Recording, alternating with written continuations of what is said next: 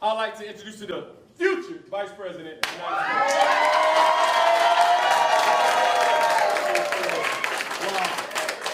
Good morning, Georgia.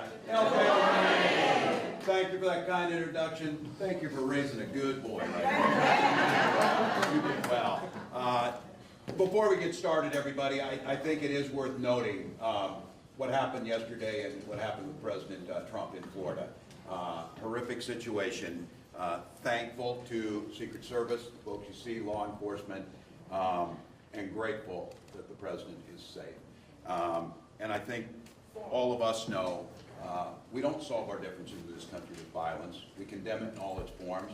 We solve our differences at the ballot box. That's how we get this done. So to each of you, you clearly understand that.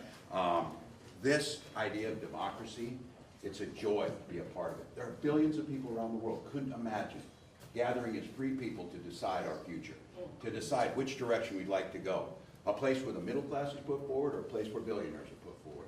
A place where our politics that Kamala Harris retaught this country that's in our DNA. Politics is a joyful endeavor. Politics is about community. Politics is about everyone matters and everyone's welcome. That's what we know. It's not about the smallest common denominator. It's not about shrinking. And the Vice President often says this. It seems like such a simple thing, but it's a lesson that Donald Trump could learn on this.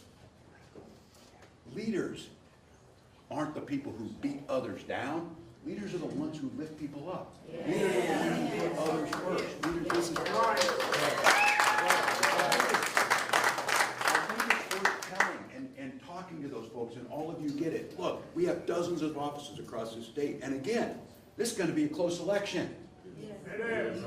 I'll not understand that, but it is going to be. It is going to be. And I oftentimes talk about this. Some of you maybe heard me talk about this. My wife and I, we struggled with infertility issues, and when we finally got our child and that little girl came into the world, we named her Hope because it's the most powerful word in the universe. Amen. But my wife reminds us it's not a plan. We don't hope that we win this election. We don't hope that people get to the polls. We don't hope things work out in 49 days. We plan to make it happen the way we want to. Right. We prepare. And that's where all of you are at. This is not going to be won in a Twitter fight. It's going to be by neighbors calling up neighbors on the phone. Look, all of us set in these places, me, this is what I first started. I'm 41 years old, minding my own business. And somebody tells me, I said, well, I'll get involved in politics. That's what happens to many of us. So be careful. Some of you sitting at these tables, you'll be right into someday. That's how it works. But it's about neighbors getting engaged. It's not about planning your whole life to be there. It's about working together, and each of us have a role in that. And when you sit at that and call your neighbor, they listen to you. We can run a lot of expensive ads, which we need to do, but it's going to be neighbor to neighbor, door knock to door knock. Trying to tell somebody, having that hard conversation.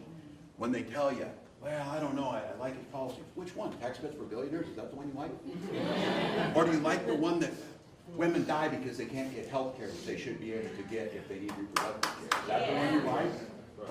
Is the one you like the one that undermines the ability to collectively bargain and form a trade union so the middle class will lift up? Or is the one you really like is the commitment to tear the ACA away so you don't have health care? Those are things that are really drawing you there? Because if they are, I guess go with that. But my guess is the vast majority of people you talk to will say, no, we want this. So we did hear it was National Voter Registration Day. It's also Constitution Day, which is an important thing. Constitution above all else. And we've got a choice here, and you saw it. You saw in that debate a leader with the poise, with the dignity, with the vision, with the compassion, with the clarity, and with a lifetime of service to others, not herself, in Kamala Harris. And then you saw Donald Trump. And so that contrast, especially on this day, the one thing we can do on Constitution Day is make sure that we understand the foundational principles of this country, our free and fair elections. As I said this, whether it's the teams I coached or the kids I had in school, our young people understand that when you're in a contest and you lose, you go across and shake the hand, and then you're hopeful for the other person. That's a very foundational principle. So for all of you, I think one of the things is, we know, is going to be a close race. It's going to come down to a few states. Georgia's probably at the center of that. It's a big piece of it. That's a privilege. That is a privilege that you have, because you are the people in this room that could very likely make a difference in putting Kamala Harris as Madam President.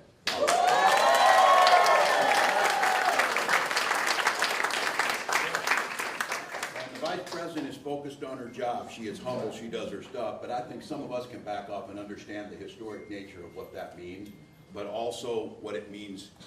And this is the part I so loved about this. I had the opportunity, first time, to be with her and Doug and my wife. We were on the bus, old school, going through places, and we're, I believe we were someplace in Pennsylvania. We went down to Savannah, some of you saw that, where people, and they did it there too.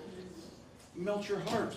Little girls on the side of the roads in rural Georgia with Kamala signs, or we love you, Vice President, and those things. It's inspiring to people.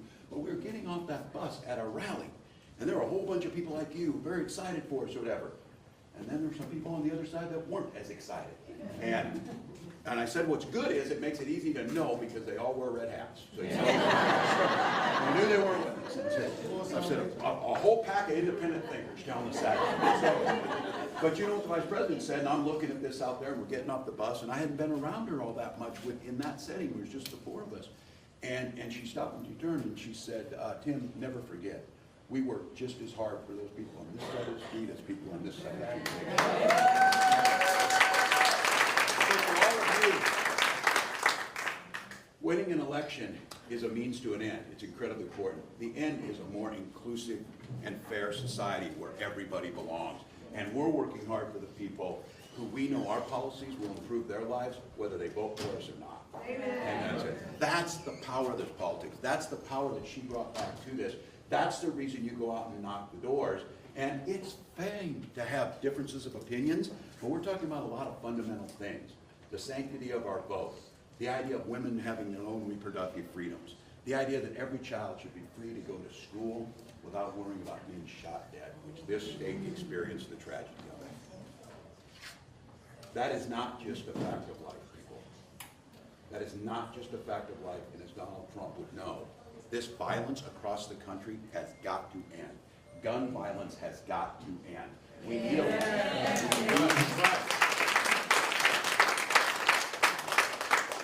a leader who's willing to take that on in every way. So I'm here on behalf of Vice President Harris to say thank you. We know, as we say up in the Midwest, the hay's almost in the barn here, and which means we're getting pretty close. Vice President, she did everything she needed to do last week. She's doing everything she needs to do every day. She's making the case for all of us. And as I tell people, she is perfectly capable of taking care of herself. Our job is to have her back. Our job is to have her back. I'll end with this, but what the country saw that night was, I had a few people, and they meant well, but they said, my goodness, Vice President Harris was so good and so forceful and commanded that stage. I was really surprised. And my response was, why were you surprised? Why were you surprised that this accomplished woman who went from being a district attorney to the Attorney General of California to a United States Senator to the Vice President, highly accomplished across the board? And I think many of us in here probably know. And we know that there's those that shoulders we stand on have been beating up that glass ceiling for a long time. There's cracks in it, but that's not good enough. We need to put Kamala Harris through that ceiling.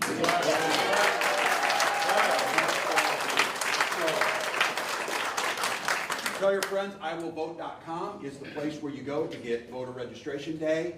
We need to see massive numbers. We've got young people who are re-engaged. I see them in here who they believe in this system. They believe in something better. Politics can be about differences of ideas, but we can still see ourselves as all Americans. She has brought that to us. I ask all of you, let's finish this thing. Let's bring this thing done.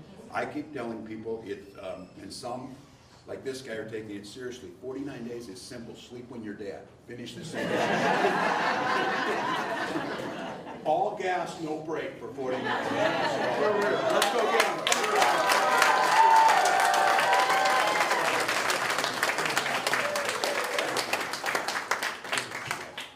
Thank you all for being here. Thank you. We're grateful. If you guys are making some calls and you get somebody on there, let me talk to them. So I will, if they come up. But I'm great. Thank you. So we got one? All right. You guys got a call? Thank you all for being here. feeling it?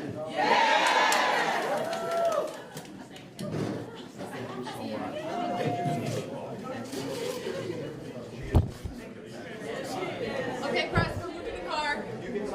Cross, come.